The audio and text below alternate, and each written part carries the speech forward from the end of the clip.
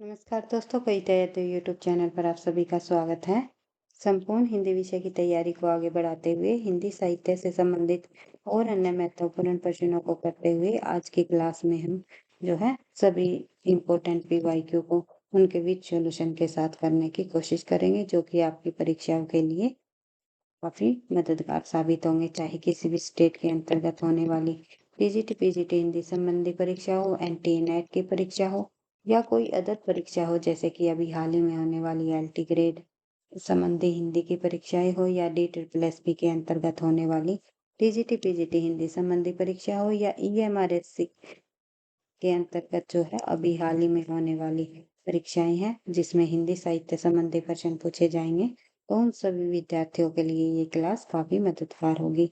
तथ्यों की बार बार रिवीजन ही आपको सफलता दिलाएगी। जितने भी हिंदी साहित्य से जुड़े हुए पीवाईक्यू है, उनको जब हम बार बार रिवाइज करेंगे तो उन्हीं तथ्यों में से घुमा फिरा कर परीक्षाओं में क्वेश्चन पूछे जाते हैं, जो कि आपकी परीक्षाओं के लिए काफी हेल्पफुल रहेंगे। तो ज्यादा टाइम वेस्ट न करते हुए शुरुआत कर लेते हैं आज की क्लास की, क्योंकि निरंतर अभ्यास ही है सफलता का राज।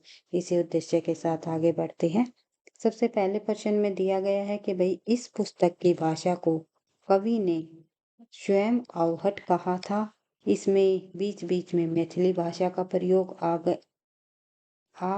गए हैं और भाषा के अध्ययन की दृष्टि से इस पुस्तक का महत्व है ही। तो ये कथन है, एक ये पंक्तियां दी गई है, ये हजारी प्रसाद द्विवेदी का यह कथन है।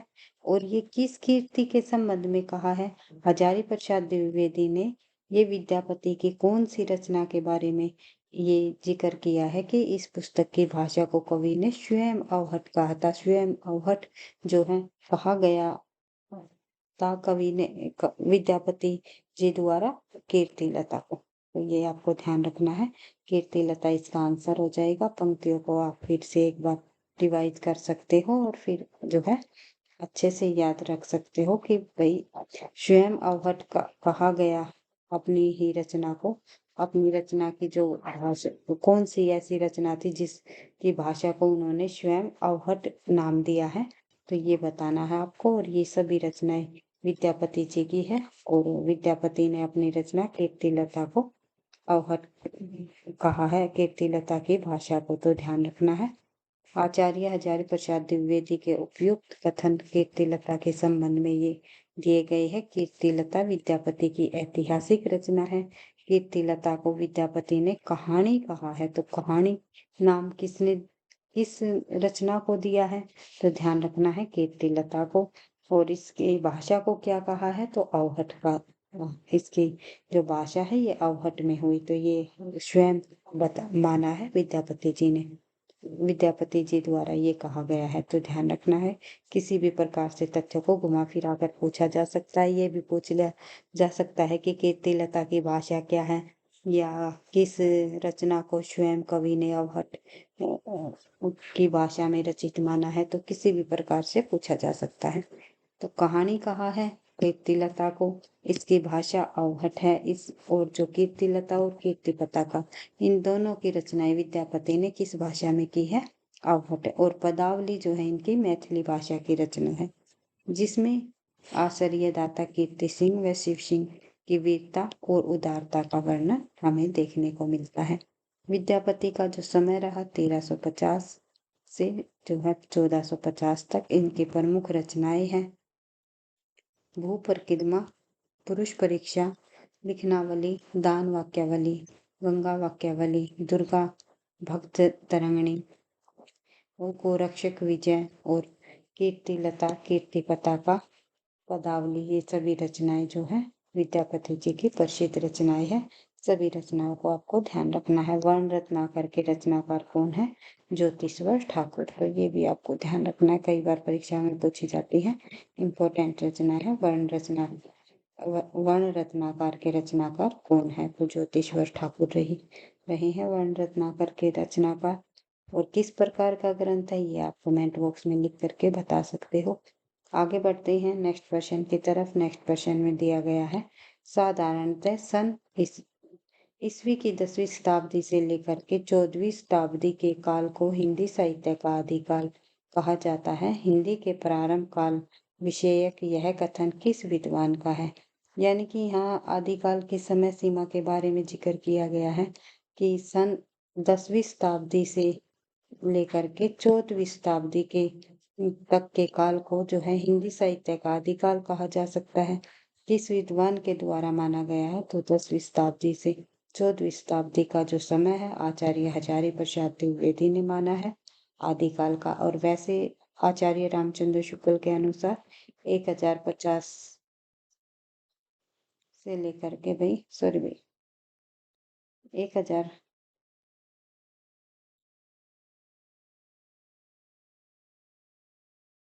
शुक्ल के अनुसार भाई 1050 विक्रमी संवत से है भाई, ईस्वी नहीं है। ध्यान रखना है, विक्रमी संवत से 1050 विक्रमी संवत से लेकर के 1375 विक्रमी संवत तक। तो ये आचार्य रामचंद्र शुक्ल जी ने माना है। अर्थात अगर आप ईस्वी में आपको शुक्ल के अनुसार बताना चाहोगे तो 993 ईस्वी से लेकर के 1318 तक जो है इन्होंने आदिकाल का समय माना है, यानी कि वीर गाथा काल का समय माना है आचार्य रामचंद्र शुक्ल ने। हजारी प्रसाद द्विवेदी के अनुसार 10वीं शताब्दी से 14वीं शताब्दी के मध्य का काल आदिकाल कहा जा सकता है। तो ये कहा है हजारी प्रसाद द्विवेदी ने। तो इससे जुड़े हुए कुछ और अन्य तथ्यों को जब हम देखें, आंसर हो जाएगा हमारा हजारी प्रसाद द्विवेदी। शुक्ल के अनुसार मैंने आपको बता ही दिया 1050 विक्रमी संवत से 1375 विक्रमी संवत तक जो है शुक्ल ने वीर गाथा काल की समय सीमा मानी है। तो हिंदी के आरंभिक काल विषयक उपयुक्त कथन हजारी प्रसाद द्विवेदी जी का है और हिंदी साहित्य के इतिहास में 10वीं शताब्दी से लेकर के 14वीं शताब्दी के मध्य तक काल को आदिकाल कहा जा सकता है। यानी आदिकाल को आदिकाल नाम देने वाले विद्वान भी जो है हजारी प्रसाद द्विवेदी हुए हैं। इस युग को यह नाम हजारी प्रसाद द्विवेदी से मिला। तो जैसे कि मैंने आपको बताया आचार्य रामचंद्र शुक्ल ने आदिकाल को वीर गाथा काल कहा है और वीर गाथा काल की समय सीमा इन्होंने 1050 विक्रमी संवत से 1375 विक्रमी संवत मानी है। डॉक्टर राम कुमार वर्मा ने जो आदिकाल को चारण काल और जो है संधि काल, आदिकाल को संधि काल और जो है चारण काल की संज्ञा किसने दी है, डॉक्टर राम कुमार वर्मा ने। केवल चारण काल पूछा जाए तो डॉक्टर गिरियशन जी का नाम आएगा। आगे बढ़ते हैं। डॉक्टर नगेंद्र के अनुसार कुछ पंक्तियां हम यहाँ पर देखें तो वास्तव में आदिकाल ही ऐसा नाम है जिसे किसी न किसी रूप में सभी साहित्यकारों ने स्वीकार किया है। ये कहा है किसके द्वारा, डॉक्टर नगेंद्र ने। तो ये आपको ध्यान रखना है। नेक्स्ट क्वेश्चन की तरफ बढ़ते हैं। नेक्स्ट क्वेश्चन भी एक यहाँ पर कथन दिया गया है। आप बताइए, कथन और पंक्तियों से संबंधित काफी सारे प्रश्नों को परीक्षाओं में पूछा जाता रहा है, तो सभी तथ्यों को सभी प्रकार के प्रश्नों को हमें रिवाइज करते रहना है। तो देखते हैं, चौपाई दोहे का सबसे पुराना प्रयोग शायद यही है। जो कुछ पुराना साहित्य उपलब्ध है उससे लगता है कि पूर्वी प्रदेश के बौद्ध साहित्य ने ही इस शैली में लिखना शुरू किया था। सरहप्पा विषयक यह कथन किसका है, तो ये जो है सरहप्पा के बारे में कहा गया है ये कथन। और किसके द्वारा कहा गया कि चौपाई दोहा का सबसे पुराना प्रयोग शायद यही है, यानी कि ये सरहप्पा की जो रचना है दोहा कोश के संबंध में जो है ये कहा गया है। और किसके द्वारा कहा गया है, ये कथन कहा गया है आचार्य प्रसाद द्विवेदी जी द्वारा। तो बढ़ते हैं, इससे जुड़े हुए कुछ और अन्य तथ्य हम देखते हैं। सरहप्पा के संबंध में उपयुक्त कथन हजारी प्रसाद द्विवेदी जी का है। सरहप्पा की जो पंक्तियां हैं, पंडई साअल सत पखाणाई, जो ये पंक्तियां हैं ये भाई देही रुहु बस्तन जाणई ब्रज भाषा में रचित है। तो ये पंक्तियां सरहप्पा जी द्वारा रचित है। तो ये पंक्तियां पूछी जाती है परीक्षाओं में, काफी बार प्रश्न आते हैं पंक्तियों से संबंधित। तो हजारी प्रसाद द्विवेदी ने कहा है कि चौपाई दोहे का सबसे पुराना प्रयोग शायद यही है। और जो कुछ पुराना साहित्य उपलब्ध है उससे लगता है कि पूर्वी प्रदेश के बौद्ध सिद्धों ने ही जो है इस शैली में लिखना शुरू किया था। तो ये आपको ध्यान रखना है। आगे बढ़ते हैं नेक्स्ट क्वेश्चन की तरफ। नेक्स्ट क्वेश्चन में दिया गया है देख लेते हैं। प्रश्न नंबर 36 यहाँ पर दिए गई है कुछ रचनाएं, उनको हमें मिलान करना है, कौन से लेखक द्वारा कौन सी रचना सम्मिलित नहीं है। तो मिलान नहीं करना भाई, हमें ये देखना है कौन से जो है यहाँ पर जोड़ा गलत दिया गया है। एक तरफ जो है रचनाएं, दूसरी तरफ जो है उनके रचनाकार हैं। तो ये आपको ध्यान रखना है। किस रचना के रचनाकार कौन है? चंद्रबाला रास के रचनाकार जो है आसगु कवि है। बिल्कुल सही है। सुतली भद्रशुरी जी के सुतली सुतली भद्रशुरी रास के रचनाकार जो है विजय सेन सूरी नहीं है। उक्ति व्यक्ति प्रकरण के रचनाकार दामोदर कवि है। वर्ण रत्नाकर के रचनाकार जो है ज्योतिश्वर ठाकुर है। सुथली भद्रशुरी जो है विजय सेन सूरी जी की रचना है, ना कि सॉरी भाई, विजय सेन सूरी की रचना नहीं है, जिन धर्म सूरी की रचना है, ना कि विजय सेन सूरी की। माफी चाहूंगी। तो आगे बढ़ते हैं। जिसका रचनाकार सुतली भद्र रास का जो रचनाकार है उसका नाम है जिन धर्मसुरी, और जिसका रचना काल है 1209। तो इस प्रकार से हम विजय सेन सूरी 1231 में रेवतगिरी रास नामक रचना की है विजय सेन सूरी ने। तो इस प्रकार से सभी रचनाओं को आपको बार बार रिवाइज करना है, और इन्हीं में से जो है परीक्षाओं में प्रश्न पूछे जाते हैं। तो आसगु कवि की जो रचना है चंद्रबाला रास, जिसका जो रचना काल है 1200 ईस्वी। जिन धर्मसुरी की रचना है सुतली भद्र रास, जिसका रचना काल है 1209। विजय सेन सूरी की रचना रेवतगिरी रास, जिसका रचनाकार 1231। दामोदर कवि की जो रचना है उक्ति व्यक्ति प्रकरण, जिसका रचना काल है 20वीं शताब्दी का पूर्वार्ध। ज्योतिश्वर ठाकुर की रचना है वर्ण रत्नाकर, जिसका रचना काल है 1324। तो ये सभी रचनाएं आपको याद रखनी है। वेरी वेरी इंपॉर्टेंट है, परीक्षा की दृष्टि से कोई भी रचना पूछी जा सकती है। आगे बढ़ते हैं नेक्स्ट क्वेश्चन की तरफ। नेक्स्ट क्वेश्चन में दिया गया है कुवलय माला कथा के लेखक कौन है? कुवलय माला कथा उद्योतन सूरी जी द्वारा रचित रचना है। तो ध्यान रखना है, कुवलय माला कथा के लेखक उद्योतन सूरी है। धर्मसूरी ने जम्बू स्वामी रासा की रचना की, तथा सोमप्रभु सूरी ने कुमारपाल प्रतिबोध की रचना की। तो ये काफी बार पूछी जाती है। कुमारपाल प्रतिबोध इम्पोर्टेंट रचना है। मुनि जी विजय ने जो है शालिभद्र सूरी जी द्वारा रचित भारतीय बाहुबली रास को हिंदी जैन रास परंपरा का आदि काव्य माना है। कई बार परीक्षा में पूछा जाता है कि हिंदी रास परंपरा का आदि काव्य किसे माना जाता है, किसके द्वारा माना गया है? तो ध्यान रखना है शालिभद्र सूरी जी द्वारा कृत भारतीय बाहुबली रास को हिंदी जैन रास परंपरा का जो है आदि काव्य माना गया है। और किसके द्वारा माना गया, अगर ये भी पूछा जाए तो मुनि जिन विजय द्वारा माना गया है। नेक्स्ट पॉइंट है हमारा कुवलय माला की रचना उद्योतन सूरी जी द्वारा की गई। उद्योतन सूरी ने कुवलय माला की रचना जालोर में रहकर 778 ईस्वी के आसपास की, जो कि प्राकृत ग्रंथ है। किस प्रकार का ग्रंथ है? कुवलय माला एक प्राकृत ग्रंथ है, ये भी आपको ध्यान रखना है। उसके बाद नेक्स्ट क्वेश्चन हमारा पुण्य कवि या फिर पुष्य कवि भी कह सकते हैं को हिंदी का प्रथम कवि किस आलोचक ने माना? पुष्य या पुण्य कवि को हिंदी का प्रथम कवि मानने वाले जो विद्वान है उनका नाम है शिव सिंह सेंगर। शिव सिंह सेंगर ने जो है पुष्य व पुण्य कवि को हिंदी का प्रथम कवि माना है। पुष्य व पुण्य कवि अपभ्रंश भाषा का कवि है, अपभ्रंश भाषा के कवि है, जो कि 10वीं शताब्दी के कवि माने जाते हैं। और ये हिंदी के प्रथम कवि माने जाते हैं पुष्य व पुण्य, और किसके द्वारा? शिव सिंह सेंगर जी द्वारा। वहीं राहुल सांस्कृत्या यानी 7वीं शताब्दी 769 ईस्वी के कवि सरहप्पा यानी कि 7वीं शताब्दी के कवि सरहप्पा को माना है।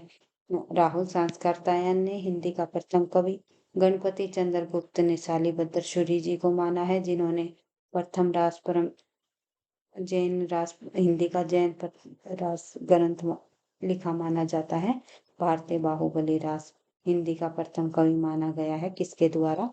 गणपति चंद्र गुप्त द्वारा। मिस्र बंधुओं ने गोरखनाथ को हिंदी का प्रथम गद्य लेखक माना है और राम कुमार वर्मा ने स्वयंभू को हिंदी का प्रथम कवि माना है, जो कि 8वीं शताब्दी के कवि हैं। आचार्य रामचंद्र शुक्ल ने राजा मंजू से हिंदी साहित्य का आरंभ माना है।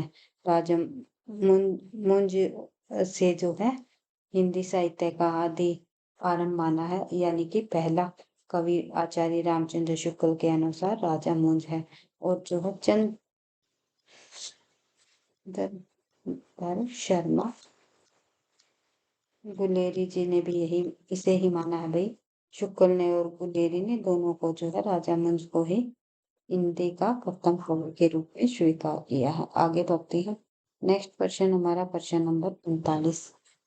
रत्नाकर जोपम कथा पुस्तक का संबंध किससे है?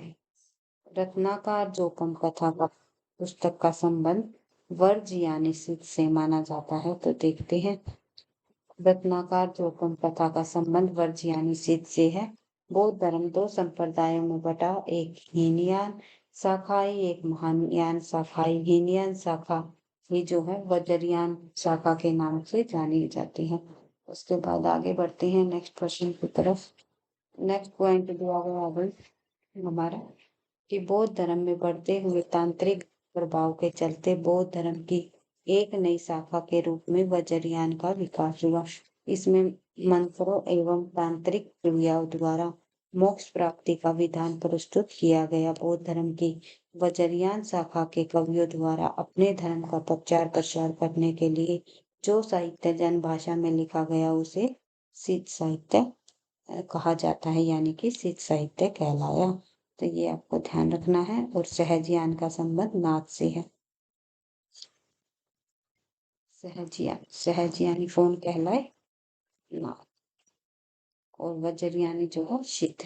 तो ये दोनों पॉइंट आपको ध्यान रखने। आगे बढ़ते हैं नेक्स्ट क्वेश्चन की तरफ। नेक्स्ट क्वेश्चन में दिया गया है कि जे हाल मिस्कीम मकुसन तगाफुल दुराई नैना बनाए बतिया। इस प्रकार की जो ये पंक्तियां हैं ये अमीर खुसरो जी द्वारा लिखी गई। तो ये आपको ध्यान रखनी है। अमीर खुसरो के संबंध में आप लोगों को काफी जानकारी है। अमीर खुसरो जी का जन्म 1253। उसके बाद जो है ये इन अमीर खुसरो को तूतीय हिंद अर्थात हिंद का तोता भी कहा जाता है। अमीर खुसरो की प्रमुख रचनाएं आप लोगों को बताइए। खालिक बारी, पहेलिया, मुकरिया, दो खुसने और सुरभि, दो सुखने और गजल। खालिक बारी, पहेलिया, मुकरिया, दो सुखने, गजल आदि जो है अमीर खुसरो जी की प्रसिद्ध रचनाएं हैं और इनसे जुड़े हुए काफी प्रश्न परीक्षाओं में पूछे जाते हैं। खालिक बारी इनका किस प्रकार का ग्रंथ है? इस तरह जो आपको सभी तथ्यों को ध्यान रखना है। उर्दू फारसी शब्दकोश माना जाता है इनका खालिक बारी ग्रंथ, तो ध्यान रखना है। और इसके अलावा पहेलियां भी इनकी काफी प्रसिद्ध पहेलियां हुई। मुकरिया भी इन्होंने लिखी है, दो सुखने भी लिखे हैं, गजल भी लिखी है। तो ये सभी जो है तरह की रचनाएं इन्होंने की है। कबीर की प्रसिद्ध पंक्तियां है भाई। जब मैं था तब हरी नहीं, अब हरी है जब मैं नहीं। तो ये पंक्तियां कबीर दास जी की है। ध्यान रखना है। जब मैं था तब हरी नहीं है, अब हरी है अब मैं नहीं। तो दूसरा पॉइंट हमारा रज्जब दादू दयाल के शिष्य। रज्जब जो है किसके शिष्य थे? तो दादू दयाल के प्रिय शिष्य थे। जिस पर रज्जब ने एक दोहा भी लिखा है कि दाई जैसा गुरु मिला, शिष्य रज्जब सा जान। तो ये जो पंक्ति है भाई ये आई थिंक राम चरण दास जी द्वारा लिखी गई है। रामचरण दास जो कि ये रज्जब के शिष्य रहे हैं। तो ये आपको ध्यान रखना है। आगे बढ़ते हैं। मलिक मोहम्मद जैशी प्रमुख सूफी कवि है जिन्होंने पद्मावत जैसा महाकाव्य लिखा है। जैसे कि अन्य प्रमुख रचनाएं कौन कौन सी है? अखरावट, आखिरी कलाम, कहरनामा और जो है चित्ररेखा। चित्रलेखा की बात करें, चित्रलेखा एक है चित्ररेखा और एक है चित्रलेखा। तो चित्रलेखा एक उपन्यास है जो कि भगवती चरण वर्मा जी द्वारा रचित है, ये ध्यान रखना है। और चित्रलेखा जो रचना है वो जयसी जी की रचना है और एक रचनाकार है राम कुमार वर्मा जी की भी रचना है चित्रलेखा। तो ये भी आपको ध्यान रखना है। आगे बढ़ते हैं। नेक्स्ट पॉइंट हम देखते हैं क्वेश्चन नंबर 41। निर्भय भीम बया योग के लेखक कौन है? नई रचना है तो ध्यान रखना है। इसके लेखक रामचरण सूरी है। यूपी टीजीटी के अंतर्गत अभी हाल ही में 2021 में पूछा गया प्रश्न है। नई रचना है, रिपीट हो सकता है DTET+ भी या कहीं पर भी। तो ध्यान रखना है निर्भय भीम बया योग। जो नई नई रचनाएं पूछी जाती है किसी भी परीक्षा में तो उसको रिपीट कर दिया जाता है बार बार अन्य परीक्षाओं में। उनको आपको बिल्कुल ध्यान से देख करके जाना है। आगे बढ़ते हैं। निर्भय भीम बया योग के लेखक जो रामचरण सूरी है, यह एक रूपक ग्रंथ है। इसमें भीम द्वारा वनवास के बकासुर को मारने की कथा दर्शाई गई है। वनमाला नाटिका, मलिका काम करण काम कंदर्द प्रकरण, यदुविलास नाटक, रघुविलास नाटक रामचरण सूरी के अन्य रूपक ग्रंथ है। रामचरण सूरी जैन आचार्य थे और इसका समय 1145 से 1230 ईस्वी माना जाता है। इन्होंने संस्कृत में 11 नाटक लिखे। इनके गुरु का नाम क्या है? हेमचंद्र। आगे बढ़ते हैं। नेक्स्ट क्वेश्चन है हमारा प्रश्न नंबर 42। निम्नलिखित में से कौन सा नाम सिद्ध परंपरा की योगिनी का नहीं बल्कि योगी का है? तो सिद्ध परंपरा की योगिनी का नहीं है। सिद्धों में जो है जो 3-4 महिलाएं, कितनी महिलाएं प्रसिद्ध रही है भाई सिद्धों में? हमें कनक लापा, मणिभद्रपा, लक्ष्मीकरा, ये सभी जो है सिद्धों में महिलाएं के रूप में प्रसिद्ध हुई है, यानी कि योगी के रूप में, योगिनी के रूप में प्रसिद्ध हुई है। पुतलिका जो है योगी रहे हैं। तो ये ध्यान रखना। आगे बढ़ते हैं। ये भी यूपी टीजीटी के अंतर्गत पूछा गया प्रश्न है। निम्नलिखित में से पुतलिका सिद्ध परंपरा के अंतर्गत 78 वे सिद्ध में से जो है एक योगी रहे हैं। कौन? पुतलिका। शेष विकल्पों में मणिभद्रपा, कनकपला, कनकलापा और लक्ष्मीकरा, ये सभी के सभी योगिनियों के नाम है। सिद्ध साहित्य में 8वीं शताब्दी से 13वीं शताब्दी तक इनका जो है सिद्ध साहित्य का समय माना जाता है, जिसका संबंध बौद्ध धर्म के वज्रयान शाखा से है। आगे बढ़ते हैं। नेक्स्ट क्वेश्चन में दिया गया है हिंदवी शब्द का प्रथम प्रयोग किस साहित्यकार ने किया? हिंदवी शब्द का सबसे पहले प्रयोग जो है इनमें से किस साहित्यकार ने किया, ये आपको बताना है। यहाँ पर हमारा आंसर हो जाएगा भाई अबू सईद। और अगर ऑप्शन में अमीर खुसरो होता तो हम अमीर खुसरो की तरफ बढ़ते। तो देखते हैं इससे जुड़े हुए कुछ और अन्य तथ्य।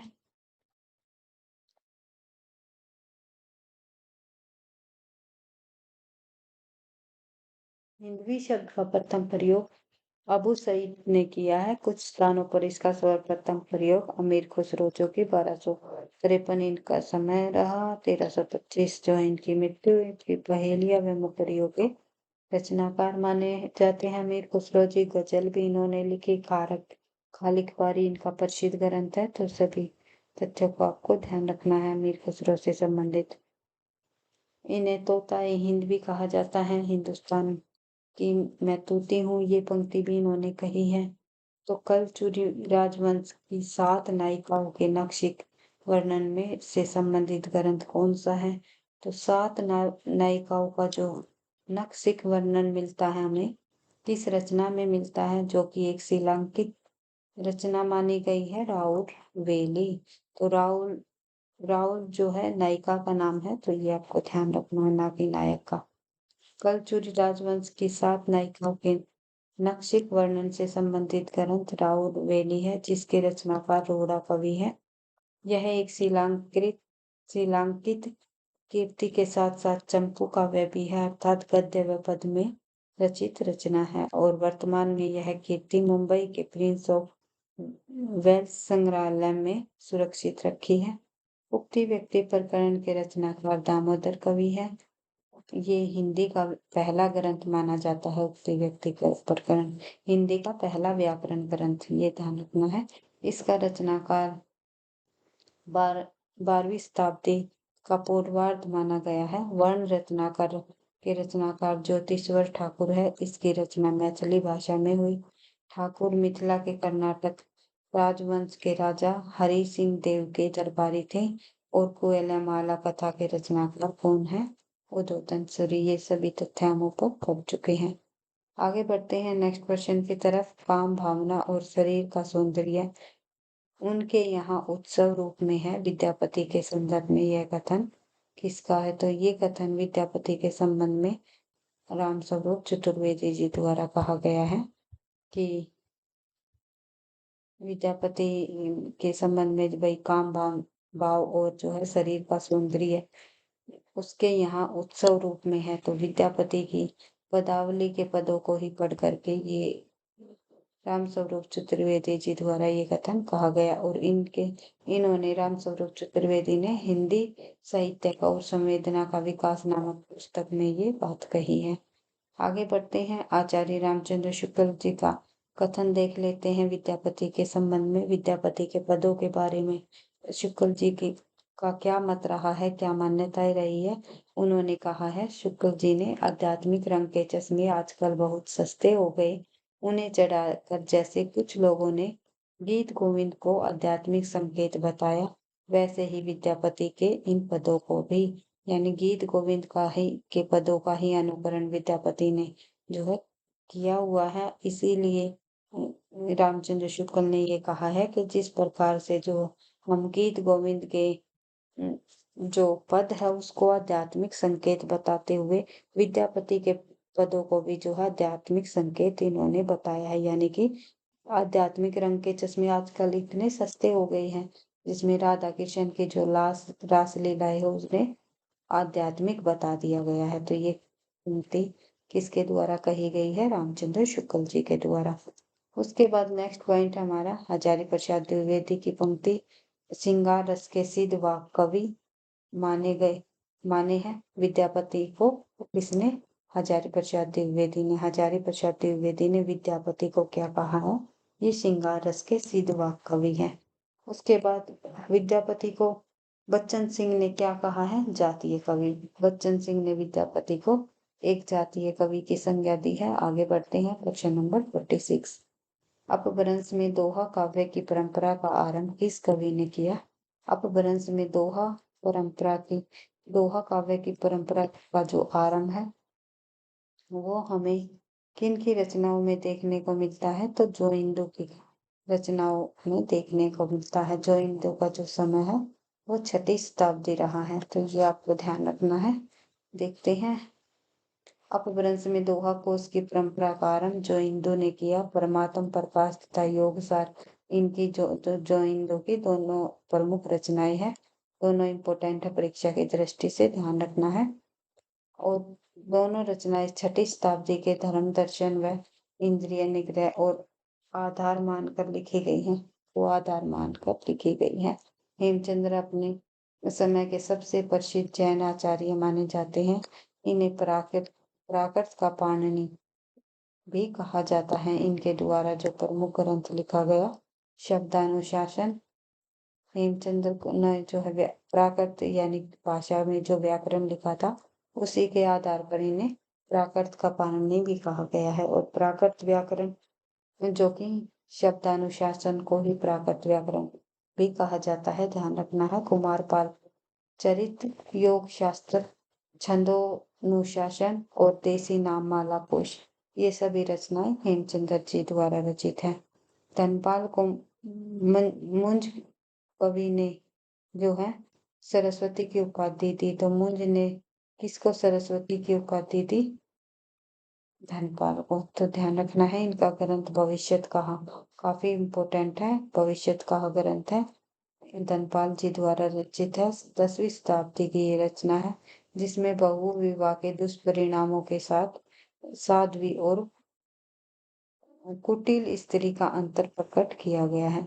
तो ये आपको ध्यान रखना है। और इसमें कहा गया है कि भविष्य में व्रत करने से सारे कार्य पूर्ण हो जाते हैं। तो ये भविष्य कहा कथा में कहा गया है। आगे बढ़ते हैं। प्रश्न नंबर 47 दिया गया है, निम्नलिखित में से किस काव्य धारा में सहज भोग मार्ग से जीव को महासुख की ओर उन्मुख किया गया? तो ये आपको बताना है। इस प्रश्न का आंसर हो जाएगा हमारा शीत साहित्य। शीत साहित्य में जो है सहज भोग मार्ग से जीव को महासुख की ओर उन्मुख किया गया। आगे बढ़ते हैं। यूजीसी नेट के अंतर्गत पूछा गया प्रश्न है, शीत साहित्य में सहज योग मार्ग से जीव को महासुख की ओर उन्मुख किया गया। शीत साहित्य में सिद्धों में पंचमकार यानी कि जो 5 प्रकार की बुरी आदतें थी, दुष्प्रवृत्तियां में देखने को मिलती है। सिद्धों में पंचमकार के नाम से जाना जाता है, जिसमें शामिल है मांस, मछली, मदिरा, जो मुद्रा, मैथुन। ये सभी 5 प्रकार की जो ये दुष्प्रवृत्ति है, ये सिद्धों में हमें देखने को मिलती है। जो मैं नाम से शुरू होती है, पंचमकार भी कहा जाता है इनको। सिद्धों में पंचमकार की दुष्प्रवृत्ति देखने को मिलती है।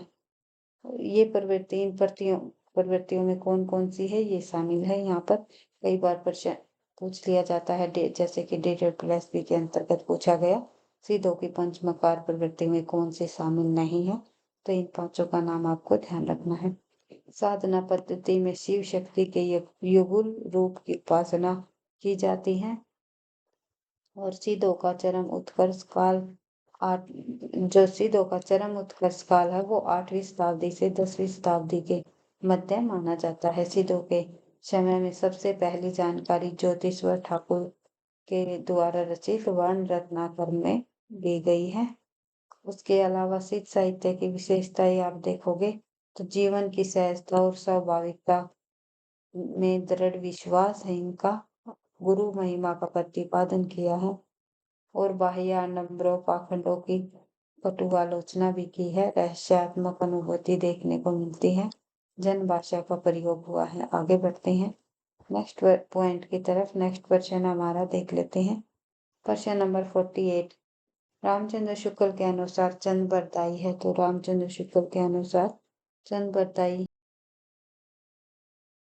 आगे बढ़ते हैं। रामचंद्र शुक्ल के अनुसार चंद बरदाई के संबंध में ये कुछ कथन यहाँ पर दिए गए हैं, तो हमें सही उत्तर चुनना है इनका।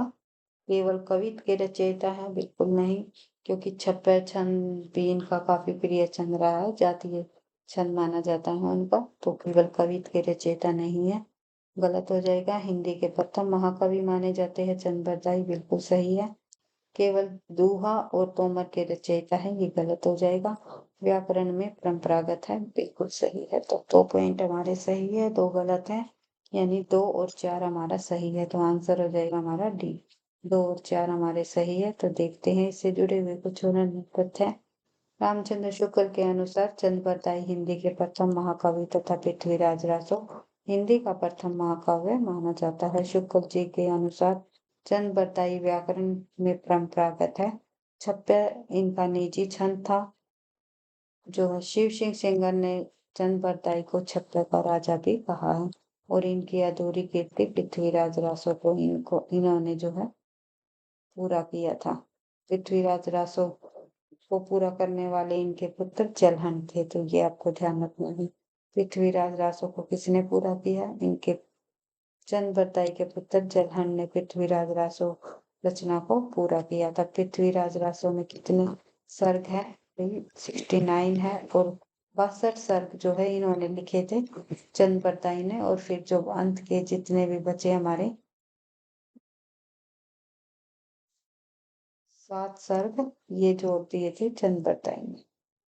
तो आगे बढ़ते हैं तो देखते हैं इससे जुड़े और अन्य प्रश्न हम देख लेते हैं। जन्म काल के अनुसार निम्नलिखित कवियों का सही अनुक्रम हमें बताना है। जन्म काल के अनुसार यहाँ कवियों को जब हम देखें तो सबसे पहले हम लेंगे किस कवि को लुइपा, स्वयंभू, हेमचंद या फिर पुष्यदंत?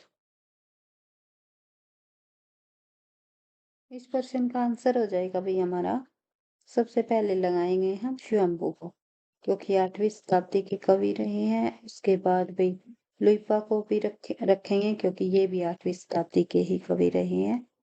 फिर पुष्यदंत को लेंगे, 10वीं शताब्दी के कवि रहे हैं। उसके बाद हेमचंद्र जी को लेंगे, जो कि 12वीं शताब्दी के कवि रहे हैं अपभ्रंश भाषा के। तो आंसर हो जाएगा हमारा फर्स्ट नंबर पर 2, एक आप ऑप्शन में ही है, फर्स्ट पर 2, फिर 1, फिर 4, फिर 3। आंसर हो जाएगा हमारा बी। आगे बढ़ते हैं, देखते हैं नेक्स्ट प्रश्न। इस प्रश्न से जुड़े हुए कुछ तथ्य देखें तो स्वयंभू का समय दिया गया है लुइपा, फिर पुष्यदंत, उसके बाद हेमचंद्र जी। तो ये आपको ध्यान रखना। आगे बढ़ते हैं, यहाँ पर अमीर खुसरो के बारे में सही तथ्य बताने हैं हमें। अमीर खुसरो के बारे में यहाँ पर कुछ तथ्य दिए गए हैं, उनको देख करके हमें बताना है कि अमीर खुसरो के संबंध में जो है क्या हमारे सही है क्या गलत है। तो देख लेते हैं। अमीर खुसरो का जन्म पटियाला में हुआ, गलत हो जाएगा हमारा। वे निजामुद्दीन औलिया के शिष्य थे, बिल्कुल सही थे। वे ईरान और भारत के फारसी में लिखने वाले चोटी के कवि थे, तो ये पॉइंट भी हमारा बिल्कुल सही हो जाएगा। उन्होंने कहा था कि मैं हिंदुस्तान की तूती हूँ, मुझसे कुछ पूछना है तो हिंदवी में पूछो, ये बोला था उन्होंने। मुझसे कुछ पूछना है तो हिंदवी में पूछो, तो ये बात बोली थी उन्होंने, ना कि फारसी में पूछो। तो बी हमारा गलत हो जाएगा, ए गलत हो जाएगा। तो देख लेते हैं, इससे आंसर हो जाएगा हमारा सी। देख लेते हैं इससे जुड़े हुए कुछ और अन्य तथ्य। अमीर खुसरो के बारे में सही तथ्य है, निजामुद्दीन औलिया के शिष्य थे। वे ईरान और भारत के में फारसी लिखने वाले चोटी के कवि थे। अमीर खुसरो का जन्म 1253 में हुआ। वे एटा जिले के थे भाई, और पटियाली नामक ग्राम में थे, ना कि जो है पटियाला में था। एटा जिले के रहने वाले थे। उन्होंने कहा था मैं हिंदुस्तान की तूती हूँ, मुझसे कुछ पूछना है तो हिंदवी में पूछो। अमीर खुसरो द्वारा रचित ग्रंथ है खालिक बारी, पहेलिया, मुकरिया, दो सुपने, गजल आदि। आगे बढ़ते हैं, नेक्स्ट प्रश्न देखते हैं। नेक्स्ट प्रश्न है प्रश्न नंबर 51। निम्नलिखित में से कौन सा चंद्रबाला रास के रचयिता है? तो चंद्रबाला रास रचना के रचयिता कवि आसफू है। तो देख लेते हैं इससे जुड़े हुए कुछ और अन्य तथ्य। चंद्रपाला रास के रचयिता आसफू है, इनके द्वारा रचित अन्य ग्रंथ जीवदया रास भी है, और जो रचनाएं दी गई है। सुमति गणित जी की रचना है नेमिनाथ रास। रेवतगिरी रास जो है विजय सेन सूरी जी द्वारा रचित है। सर्वाकाचार्य देवसेन की रचना है। सुतलीभद्र रास जो है जिन धर्म सूरी जी की। इस तरह से आपको इनको बार बार रिवाइज करते हुए चलना है, ताकि आपको परीक्षा तक ये अच्छे से याद रहे। प्रश्न नंबर 52 देखते हैं। चंद बरदाई ने पृथ्वीराज रासों में निम्नलिखित में से मुख्यतः किस छंद का प्रयोग किया है? तो चंद बरदाई ने जो है पृथ्वीराज रासों में निम्नलिखित में से किस छंद का प्रयोग किया है? तो आंसर हो जाएगा कवित्व छंद का। तो चंद बरदाई ने पृथ्वीराज रासों में मुख्यतः कवित्व छंद का प्रयोग किया है। पृथ्वीराज रासों में 68 छंदों का प्रयोग किया है, 68 छंदों का प्रयोग नहीं किया, तो इन्होंने 68 प्रकार के छंदों का प्रयोग किया है। छंद तो इसमें काफी 16,306 जिसे छंदों का अजायब घर भी कहा गया है, तो काफी छंद देखने को मिलते हैं हमें पृथ्वीराज रासों में। 68 छंदों का नहीं, 68 प्रकार के छंदों का प्रयोग हुआ है इसमें, जिसमें दोहा, कवि, छप्पे, तोमर, तोटक, गाहा आदि शामिल है। चंद बरदाई को छप्पे छंद का विशेषक भी माना जाता है। आचार्य रामचंद्र शुक्ल ने चंद बरदाई को हिंदी का प्रथम कवि, पृथ्वीराज रासो को हिंदी का प्रथम महाकाव्य के रूप में बताया है। तो ये आपको ध्यान रखना है। आगे बढ़ते हैं नेक्स्ट क्वेश्चन की तरफ। नेक्स्ट क्वेश्चन में दिया गया है कि विद्यापति ने अपना कौन सा ग्रंथ मैथिली भाषा में लिखा। तो मैथिली भाषा का विद्यापति का पदावली ग्रंथ है, जो कि इनकी प्रसिद्धि का आधार भी रहा है। विद्यापति का जन्म 1350 में हुआ। ये शैव संप्रदाय से संबंधित थे। तिरहुत के राजा शिव सिंह और कीर्ति सिंह के दरबार के कवि थे। इन्होंने संस्कृत, अवहट व मैथिली तीनों भाषाओं में रचना की है विद्यापति जी ने। और ये कीर्तिलता, कीर्ति पताका, अवहट की तथा गंगा वाक्यावली, परीक्षा ये इनकी संस्कृत की रचना है और पदावली इनकी मैथिली भाषा की रचना है। आगे बढ़ते हैं नेक्स्ट क्वेश्चन है प्रश्न नंबर 54। पौंचरीव में किसका वर्णन है। पौंचरीव जो रचना है वो स्वयंभू जी द्वारा रचित है, जो जिसमें राम संबंधी ग्रंथ है। ये राम के काव्य, राम जैसे कि रामचरितमानस लिखा है तुलसीदास ने, इसी प्रकार से स्वयंभू ने पौंचरीव की रचना की है। राम के जीवन पर आधारित ग्रंथ है ये। इसमें 5 कांड है, 83 संधियां हैं। तो सभी तथ्यों को ध्यान रखना है। आगे बढ़ते हैं। पौंचरीव में राम का वर्णन है। पौंचरीव स्वयंभू की रचना है। इसमें पद्म चरित तथा जैन रामायण भी से इस रचना को कहा जाता है। जैन रामायण या पद्म चरित अगर पूछ लिया जाए तो कंफ्यूज नहीं होना है। ये पौंचरीव के ही दूसरे नाम है। इनकी भाषा अपभ्रंश भाषा में हुई। इसमें 5 कांड है और 83 संधियां है, जैसे कि मैंने आपको बताया है संधियां। कई बार पूछ लिया जाता है। विद्याधर कांड, अयोध्या कांड, सुंदर कांड, युद्ध कांड और उत्तर कांड, ये 5 कांड है। इसमें राम कथा को जैन धर्म के अनुसार परिवर्तित करके प्रस्तुत किया गया है। तो ये पॉइंट भी आपको ध्यान रखना है। आगे बढ़ते हैं। आज का हमारा अंतिम प्रश्न 55। अमीर खुसरो की पहेलियां और मुकरिया किस भाषा में है। अमीर खुसरो की पहेलियां और मुकरिया आपको पता ही है। अमीर खुसरो की पहेलियां और मुकरियों की भाषा जो है खड़ी बोली मानी जाती है। तो अमीर खुसरो की पहेलियां और मुकरिया खड़ी बोली की है। अमीर खुसरो का वास्तविक नाम अबुल हसन था। ये निजामुद्दीन औलिया के शिष्य थे। अमीर खुसरो खड़ी बोली के कवि, आदि कवि भी कहे जाते हैं। ईश्वरी प्रसाद ने अमीर खुसरो को महाकवि तथा कवियों में राजकुमार की संज्ञा दी है। विद्वानों ने अमीर खुसरो द्वारा रचित ग्रंथों की संख्या कितनी बताई है। 100 बताइए। इसमें खालिक वारी, पहेलियां, मुकरिया, 2 सुखने, गजल आदि शामिल है। आज की क्लास में बस इतने ही प्रश्नों को करेंगे और नेक्स्ट प्रश्नों को नेक्स्ट क्लास में करने की कोशिश करेंगे।